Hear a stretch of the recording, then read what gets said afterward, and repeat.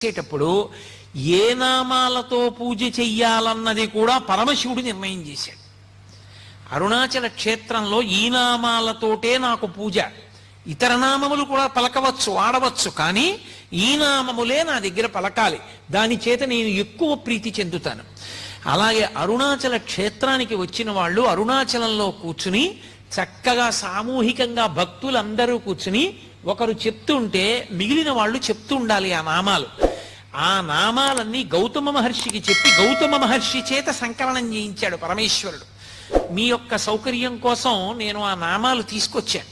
ఒకసారి మీకు నేను చదివి వినిపిస్తాను. అందున కార్తీక సోమవారం ఇవాళ ఏకాదశి తిథితో ఉంది, పరమపావనమైనటువంటి తిథి కనుక ఒకసారి వినండి. ఆయనే చెప్పినటువంటి నామాలు, అరుణాచల క్షేత్రంలో ఈ నామాలు చెప్పాలి అని. శోణాద్రీశుడు, అరుణాద్రీశుడు, దేవాధీశుడు, జనప్రియుడు,